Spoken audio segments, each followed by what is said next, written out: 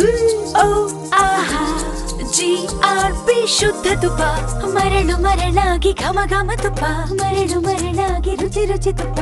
ಅದಕ್ಕೋಸ್ಕರನೇ ನನ್ ಚಿನ್ನಂಗೆ GRP ತುಪ್ಪ ಮಾತ್ರನೇ ಕೊಡ್ತೀನಿ. ಅಪ್ಪಟವಾದ GRP ತುಪ್ಪ ನೀವು ಕೇಳಿ ಪಡೆಯಿರಿ. ಓ ಆಹಾ.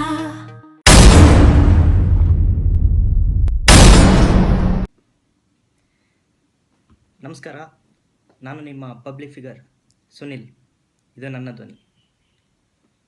ಇವತ್ತು ನಾನು ನಿಮಗೆ ಹೇಳೋಕ್ಕೆ ಹೊರಟಿರುವಂಥ ಸ್ಟೋರಿ ಡಿ ಕೆ ರವಿ ಬಗ್ಗೆ. ಯಾರು ಈ ಡಿ ಕೆ ರವಿ? ಮೂಲತಃ ಎಲ್ಲಿಯವರು? ಈತ ಬಂದು ತುಮಕೂರಿನವರು. ಏನು ಈ 2013 ಹಾಗೂ 2014ನೇ ಸಾಲಿನಲ್ಲಿ ಕೋಲಾರ ಜಿಲ್ಲೆಯಲ್ಲಿ ಕಾರ್ಯನಿರ್ವಹಿಸ್ತಾ ಇದ್ದರು IAS ಅಧಿಕಾರಿಯಾಗಿ.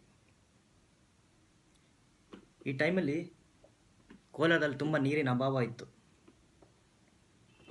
ಈ ಕೋಲಾರದಲ್ಲಿ ನೀರಿನ ಅಭಾವವನ್ನು ನೀಗಿಸೋರೆ ಈ ಡಿ ಕೆ ರವಿ. ಅದಾದ ನಂತರ ಏನು ಈ ಸರ್ಕಾರಿ ಗೋಮಾಳ, ಕೆರೆ ಒತ್ತುವರಿ, ಭೂ ಒತ್ತುವರಿ ಇದನ್ನೆಲ್ಲ ತೆರವುಗೊಳಿಸಿದರು. ಏನು ಈ 2013 ಹಾಗೂ 2014ರ ಅವಧಿಯಲ್ಲಿ ತುಂಬ ಒಂದು ಚೇಂಜಸ್ ಮಾಡಿದ್ರು ಕೋಲಾರ ಜಿಲ್ಲೆ. ಇದಾದ ನಂತರ 2014 ಹಾಗೂ 2015 ಅವಧಿಯಲ್ಲಿ ಹೆಚ್ಚುವರಿ ತೆರಿಗೆ ಆಯುಕ್ತರಾಗಿ ಕಾರ್ಯನಿರ್ವಹಿಸ್ತಾ ಇದ್ರು.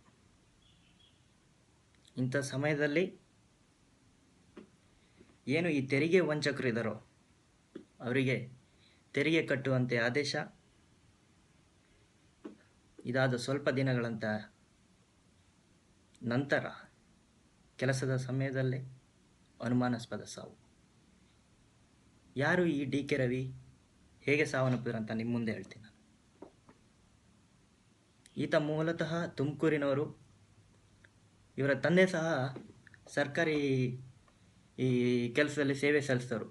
ಏನು ಈ ಜಿಲ್ಲಾ ಪಂಚಾಯತಿ ಇದೆಯೋ ಇದರಲ್ಲಿ ಮಾಜಿ ಅಧ್ಯಕ್ಷರಾಗಿದ್ದರು.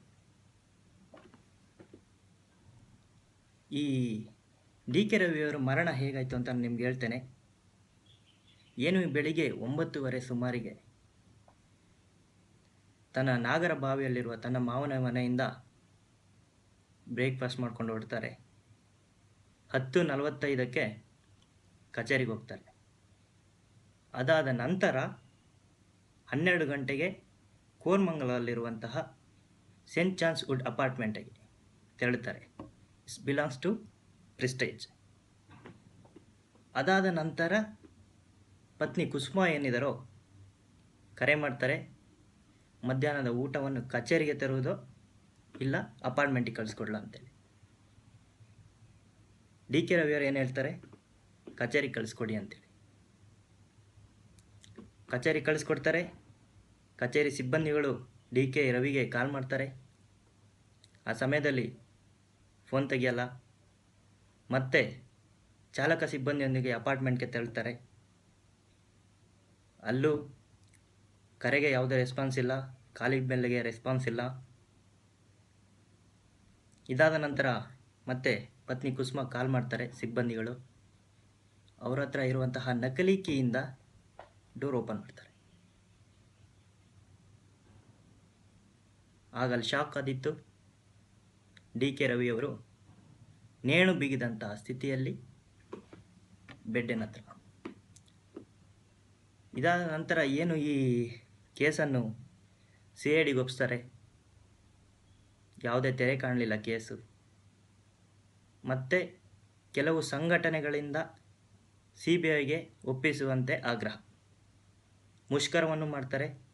ಈ ಸಮಯದಲ್ಲಿ ಏನು ನಮ್ಮ ಸಿದ್ದರಾಮಯ್ಯ ಇದ್ದಾರೆ CBI ತನಿಖೆಗೆ ಕೊಡಲು ನಿರಾಕರಿಸಿದರು. ಯಾಕೆ? ಯಾವುದಾದ್ರೂ ರಾಜಕೀಯ ವ್ಯಕ್ತಿಗಳ ಕೈವಾಡ ಇದೆ ಇದರಲ್ಲಿ? ಗೊತ್ತಿಲ್ಲ.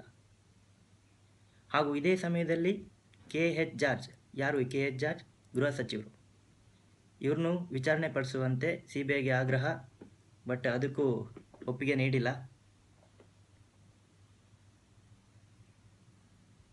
ಅಂದರೆ ಇಲ್ಲಿ ನಮಗೆ ತಿಳಿದು ಬರ್ತಕ್ಕಂಥದ್ದು ಇದರಲ್ಲಿ ರಾಜಕೀಯ ಕಾರಣದ ಕೈವಾಡಗಳಿದೆ ಅಂತ.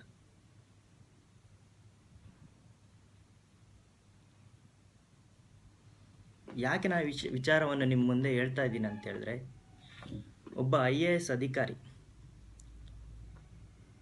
ಏನು ನಮ್ಮ ಸರ್ಕಾರಕ್ಕೆ ಇನ್ನೂ ಇದೊಂದು ಕೇಸಿಗೆ ಒಂದು ಮುಕ್ತಾಯ ಕೊಡೋಕ್ಕಾಗಿಲ್ಲ.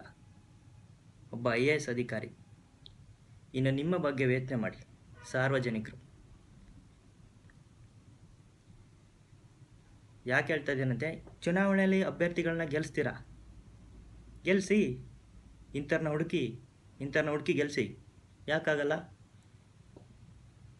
ಬೇರೆನ ಗೆಲ್ಲಿಸ್ತೀರ, ಅದು ಚುನಾವಣೆ ಮುಂಚೆ ಯಜಮಾನ್ರಿಗೆ 5,000 ರೂಪಾಯಿ ದುಡ್ಡು, ಹೆಂಡತಿಗೊಂದು ರೇಷ್ಮೆ ಸೀರೆ, ಮಗಳಿಗೊಂದು ಚೂಡಿದಾರ್, ವೋಟ್ ಫಿಕ್ಸ್. ಕೊನೆಗೆ ಅಭ್ಯರ್ಥಿ ಗೆದ್ಮೇಲೆ ಅವನೇನು ಮಾಡಲ್ಲ. ಏನಕ್ಕೆ ಮಾಡಲ್ಲ ಅಂದರೆ, ಈ 5 ವರ್ಷ ಅವಧಿಯಲ್ಲಿ ಏನು 3 ವರ್ಷ ನಿಮಗೆ ಕೊಟ್ಟಿರ್ತಾನಲ್ಲ 5,000 ರೂಪಾಯಿ ದುಡ್ಡು, ಹೆಂಡತಿಗೆ ರೇಷ್ಮೆ ಸೀರೆ, ಮಗಳಿಗೆ ಚೂಡಿದಾರು, ಅದನ್ನು ಕವರ್ ಮಾಡ್ಕೋಬೇಕು. ಇನ್ನು 2 ಅವಧಿಯಲ್ಲಿ ಅಲ್ಲೂ ಸ್ವಲ್ಪ ಸರ್ಕಾರದಿಂದ ಸ್ವಲ್ಪ ದೇಬ್ಕೋಬೇಕು ಅವರು. ಅಲ್ಲಿಗೆ 5 ಇಯರ್ ಕಂಪ್ಲೀಟ್. ನೀವೇ ಯೋಚನೆ ಮಾಡಿ, ಎಂಥ ಅಭ್ಯರ್ಥಿಗಳು, ಎಂಥ ರಾಜಕಾರಣಿಗಳು ನಮ್ಮ ಕರ್ನಾಟಕಕ್ಕೆ ಬೇಕು?